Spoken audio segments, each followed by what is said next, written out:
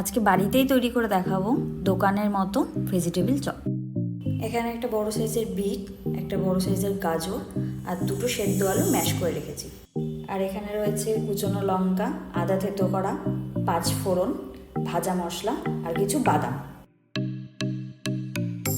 তো এখানে কড়াইয়ের মধ্যে সবার প্রথম কিছুটা সাদা তেল নিয়ে সেটা গরম করে নেব।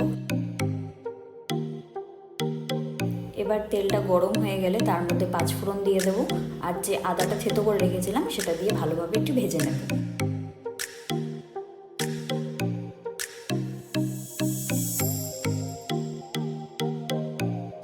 তার মধ্যে দিয়ে দেবো কুচনো লঙ্কা এবং যে বাদামগুলো রেখেছিলাম সেগুলো দিয়ে ভালোভাবে ভেজে নেব।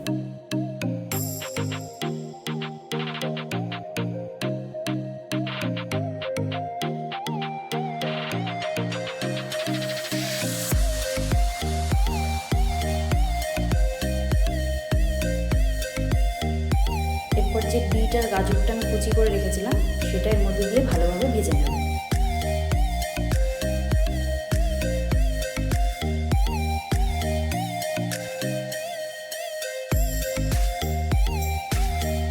তারপর পরিমাণ মতো লবণ দিয়ে এটাকে ঢাকা দিয়ে কিছুক্ষণ ভেজে নেব।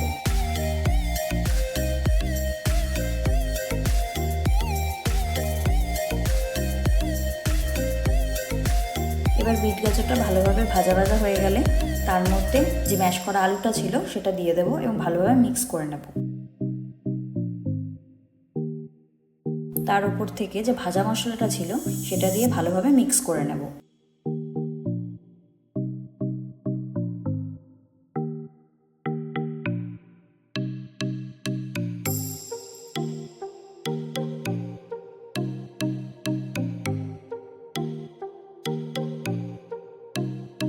এবার এর মধ্যে পরিমাণ মতো চিনি দিয়ে ভালোভাবে মিক্স করে নেব।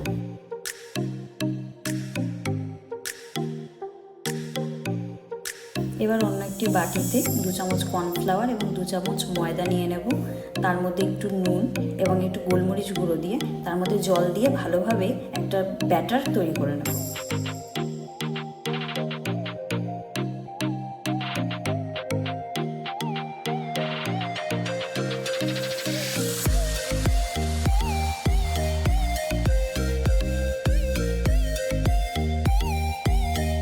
এখানে নিয়ে নিয়েছি ব্রেড ক্রাম্বস, তার সঙ্গে নিয়ে নিয়েছি সেই ব্যাটারটা এবং ভেজিটেবল মিক্সচারটা।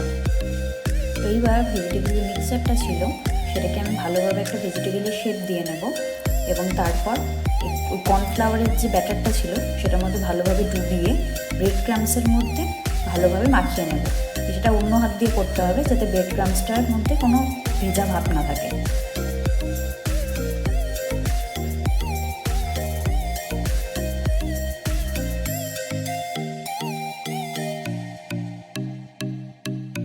আবার একইভাবে সেটা ব্যাটারটার মধ্যে চুবিয়ে আবার ব্রেড ক্রাম্বসের মধ্যে ভালোভাবে মাখিয়ে নেব। এভাবে 2 বার করে কোটিং করতে হবে।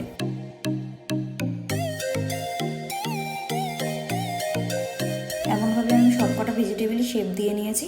এখন এগুলো ফ্রাই করার জন্য একদম রেডি। এখন কড়াইয়ের মধ্যে আমি তেলটা নিয়ে সেটা গরম করে নিয়েছি এবং মিডিয়াম টু লো ফ্লেমে আমি ভেজিটেবলগুলো ছেড়ে দেবো এবং ভালোভাবে ভেজে নেব। এবং ভেজিটেবলগুলো লাল হয়ে আসলে তখন আমরা সেটাকে তুলে নেব। তো আমাদের ভেজিটেবল একদমই খাওয়ার জন্য পুরোপুরি রেডি। তো আবার দেখা হবে নেক্সট কোনো ভিডিওতে।